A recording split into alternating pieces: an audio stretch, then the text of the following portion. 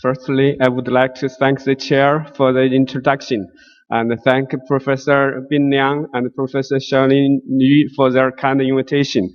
I'm honored to be here to give this topic. So my topic is contrast-enhanced ultrasound imaging of the brain.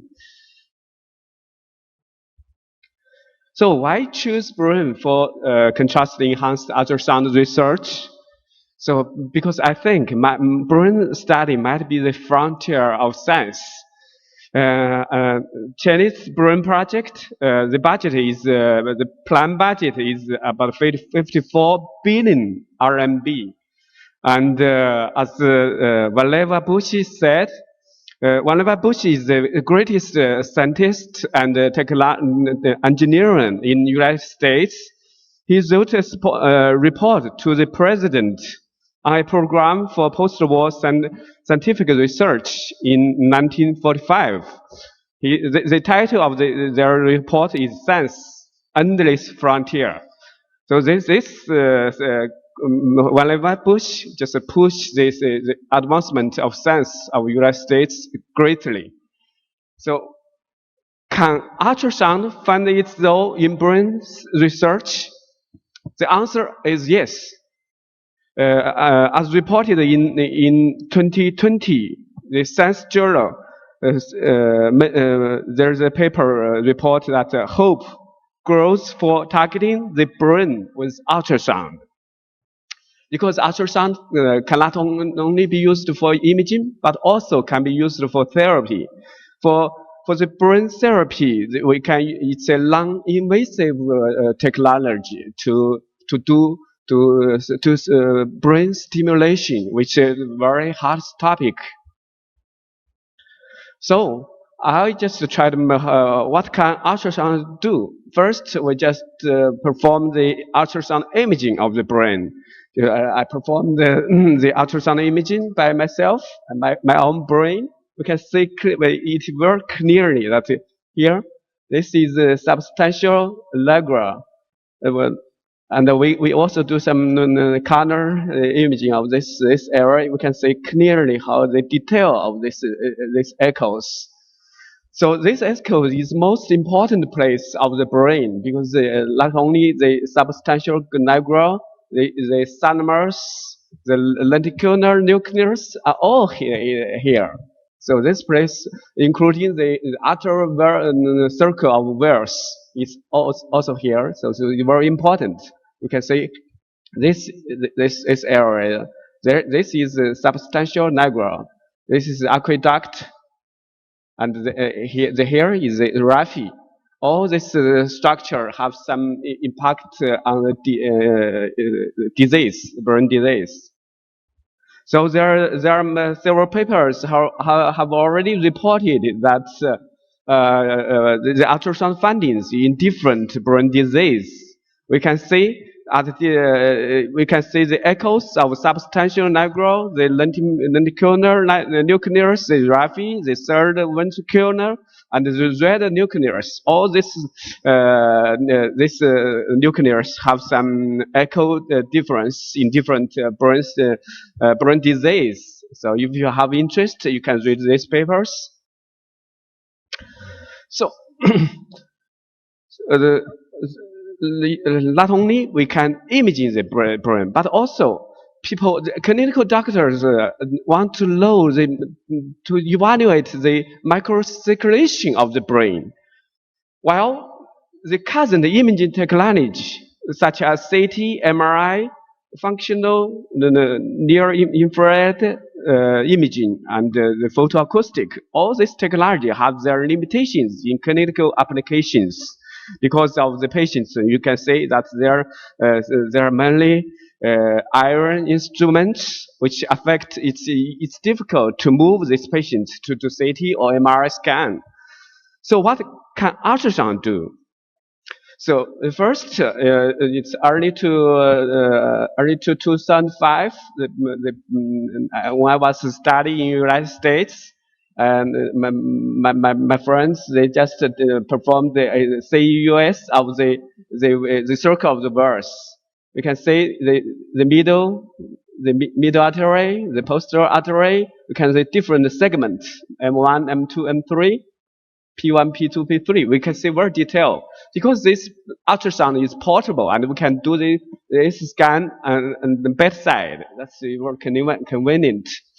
Including this artery, we can also image the parenchyma of the perfusion of the parenchyma. We can do the time intensity curve. So we also developed the software in Professor Zigang Wang's group. We just developed the DFI software to do the real-time imaging of this perfusion. And some other researchers report that the enhanced imaging of the brain tumors, we can see the different kind of tumors.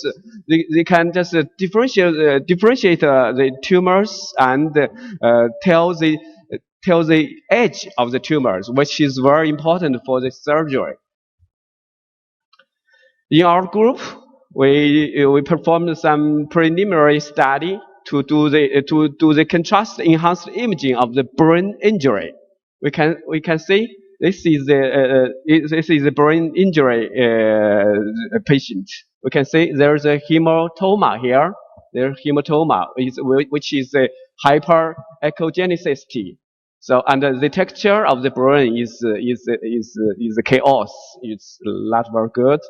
Then we just perform the CUS. We can see clearly where is the hematoma and what's the perfusion of the other brain tissues. We can see although this texture is some chaos, but the perfusion is good. Then we do some color display of this contrast imaging. To real-time imaging, we can see how clearly the detail of this contrast perfusion. And this is case 1, case 2. We can it's still a brain injury by the car accident, and this patient is in coma. We want to know whether this patient the brain circulation is good. So we just perform the scanner Doppler scan. We can see clearly the circle of the verse artery. We can see this middle artery, this frontal artery, this posterior artery. We can see very clearly, and we can also see there's some hyperechogenicity in this area, this substantial. This I don't know whether this hyperechogenicity is related to the coma, but anyway, we found some preliminary findings. And we also performed a CUS of this patient. We can see we do the 2D scan first. We can see third ventricular. We can see this nigrous stantia and other structures. It's very clearly because this car accident. We just take out some of their bones, and when they perform the CUS, we can see the perfusion of this brain, and we found some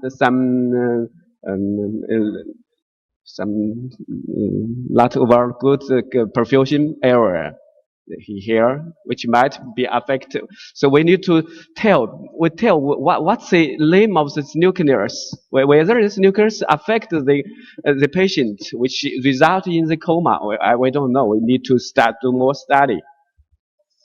And this is another patient. This patient is stroke after surgery. We can see we can see there is a clamp after surgery. We use a clamp to just close this artery, and we performed the CDFI imaging of this area. We can see this is the middle artery is very good, and then we performed the contrast enhanced imaging of this patient. We can see clearly this is clamp. This is and it's good, I think. Except there are some niche here. Now this is the fourth case. We can find that it's a stroke patient. We can find the hyperechogenicity of the hematoma here. We can say it's close to the the lateral ventricular. We can say the enlarged lateral ventricular, and then we also performed the 2D study. 2D scan, we can find the swelling of the artery. It's very interesting. You can say here, we cannot see it, and then we can see this artery. It's swelling. It's moving. So it's close to the hematoma. Then we performed the contrast enhanced imaging. Then we can see how clearly this artery. This is a very sharp angle, which and close here is the hematoma. So we think maybe this sharp angle will affect maybe cause some problem in blood.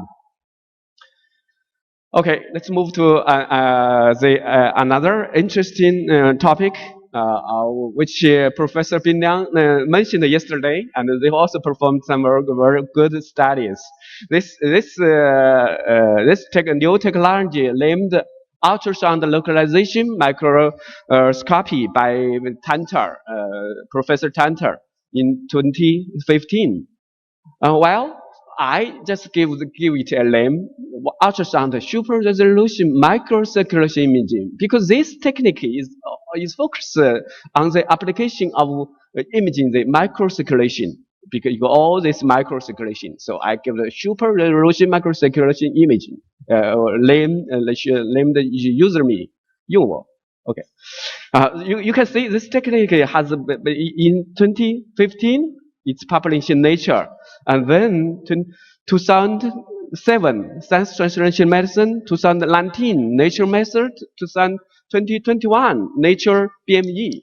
So it's a hot topic, and you can see this picture is so beautiful. You just like art. So why call it super resolution? Why call it super resolution? As we know, the resolution for traditional ultrasound is too low to detect the microvessels and cannot measure its velocity. Because of this threshold of diffraction, we can say in our life, we can see the diffraction phenomenon. We can see the diffraction phenomenon, and the ultrasound is the same. We cannot tell the targets if the length is beyond the half lambda. So if it's beyond 2.5 lambda, we cannot tell. And how about the velocity of the microvessel? As Professor which one mentioned early in 1992, mentioned the Doppler effect. He said that we cannot measure we cannot detect the microvessel velocity. So it's a problem it's a problem. Okay, so in 2007, Professor Wang, his group reported the first in the world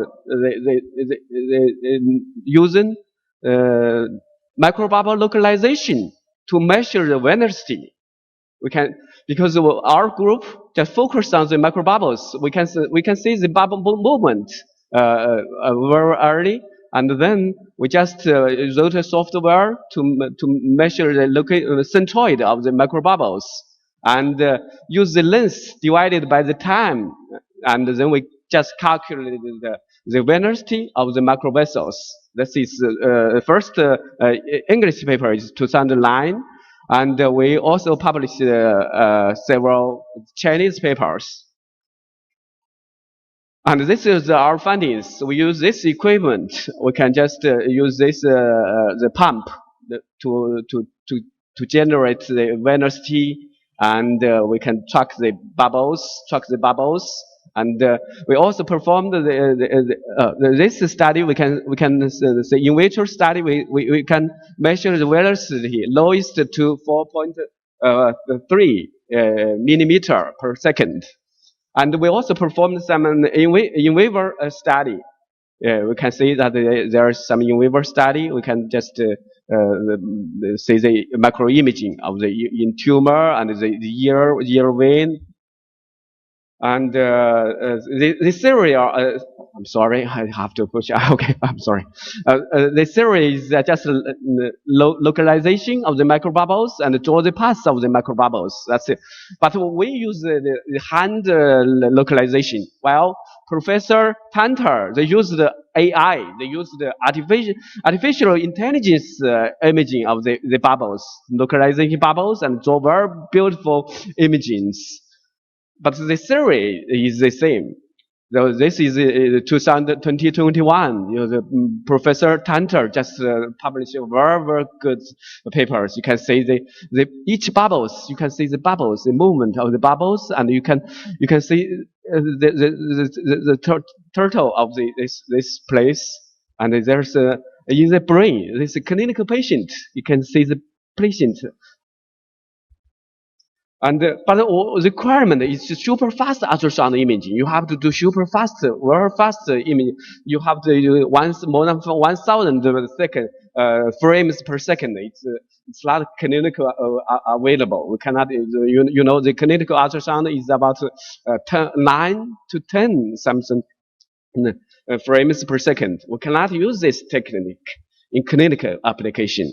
So our work is, can we perform user-me using clinical ultrasound machine with low frequency? You know, they use very high, more than 1,000 frames per second. But can we just do it using very low frequency ultrasound? The answer is yes. We just performed these studies, use some clinical ultrasound machine. This is performed in mouse. We imaging the mouse without open the skull and with open the skull. We can see clearly the micro bubbles, the movement of the micro bubbles. And we also performed some study in patient.